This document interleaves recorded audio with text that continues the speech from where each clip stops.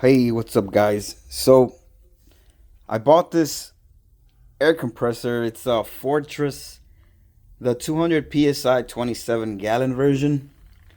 So when I bought it off of Facebook Market, the guy mentioned he couldn't get it started. So here I am, troubleshooting.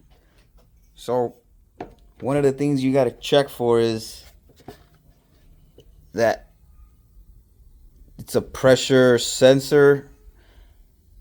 It's supposed to detect when it's had enough pressure for the 200 psi rating on it, and it'll shut off or something like that.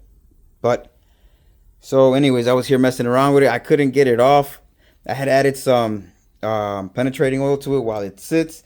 I connected it back up. Meanwhile, I was fidgeting around. And you know, when you turn the power on right there, I mean, the light kicked on, but nothing happened. So when I was messing around, so these are brushes inside there. These are brushes. As the motor spins, it makes contact with these brushes. What I'm reading about it, if you remove this, it's got to be a 1/4 inch of I guess spacing, or the size of that tip right there. So I was thinking, man, I should remove it. So I tapped on it, and I suppose it got closer to that chrome connection right there. So when it spins, it brushes, I guess, makes that current spin, and then makes the motor kick on, compressor start working, put air into the tank. So I guess since I tapped on it, I kind of went like tapped on it, and then I started it. This thing kicked on. The only thing that it started making a bunch of, let's see if it works now. It started making a bunch of sparks. So let me connect it.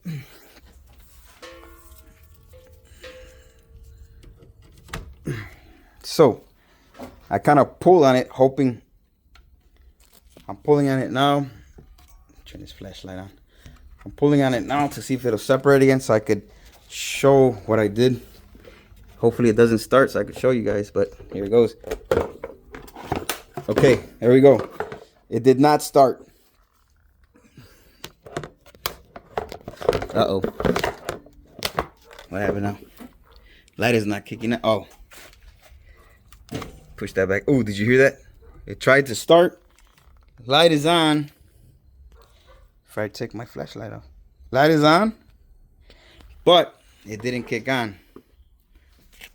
As if you guys would have had it running like that. So what I'm going to do is I'm going to tap on that, and it should start right up. I don't want to touch it with my hands. I'm going to use my multimeter to tap on it. Here we go. This is what happened.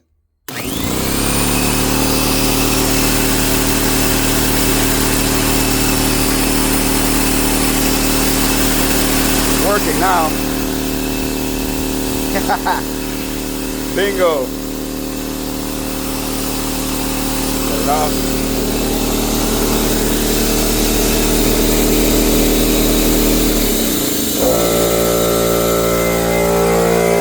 Got this guy going too. Shut up. So, there you have it, guys. Check on this first before you try doing anything else, removing parts. Tap on it, and if it starts, that means that we pushed it down some, and now it's making good contact with that. I don't know what it's really called, but you know, if you rotate, you could see that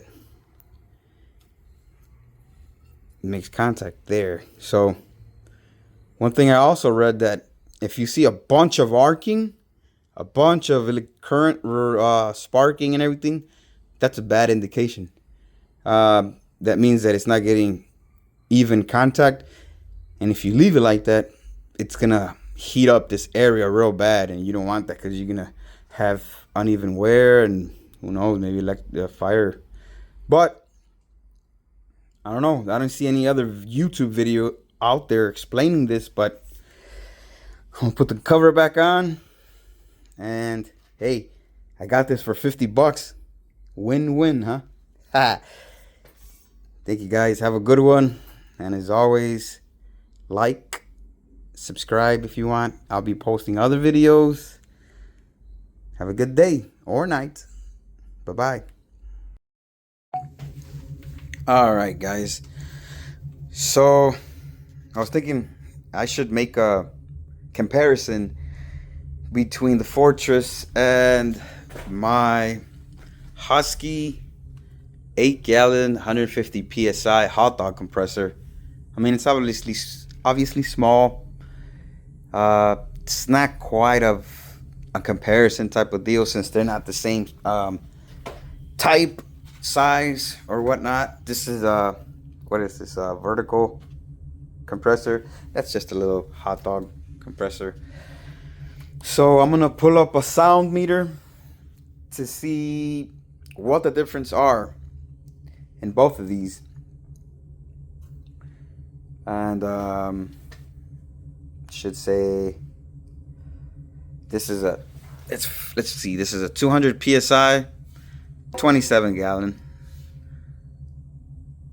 That one's a 8-gallon 150 psi. That one's rated for 4.8 CFM at 40 psi. This one is 5.1 SCFM at 90 psi. And I think something like 6 point something at 40 psi. I'm not sure. Let's look at the side. I don't know. Where did I read that? I know I read that somewhere. But where the heck did I read it? Anyways, let's give it a go. We're gonna start the Fortress first. Here we go. Ready? Let's whoa. I almost forgot to pull up the decibel meter, so here we go. Sound meter. I guess whatever noise is in here, my voice. And I think there's a truck right outside. It's got some type of headers or something. Can you guys hear it? Well, anyways, let's start this up. Here we go. 5, 4, 3, 2, 1.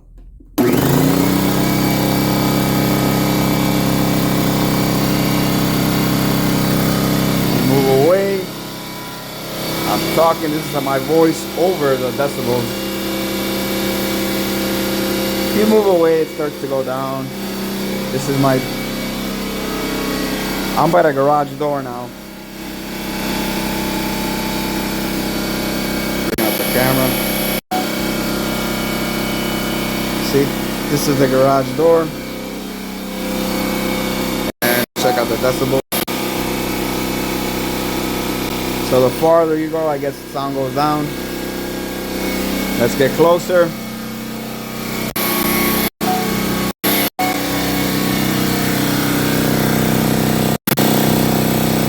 Back to that. Okay, guys. Let's go back to this one. So let's get close. Bring out the decibel reader. Let's start it. 5, 4, 3, 2, 1.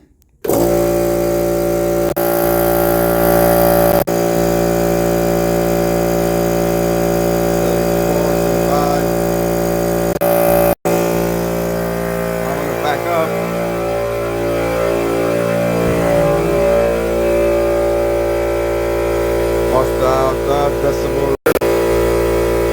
Whoa, significantly louder.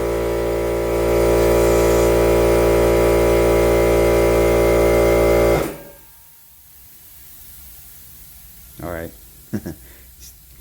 So, as you see, this one wins. Oh, there goes that truck again. Okay, so you know, this one wins. This one's significantly louder. So, there you go, guys. In case you needed to know how this one can be fixed. I didn't see any YouTube videos on showing that, but hopefully I helped anybody out there as I went through this for you. Have a good one, guys.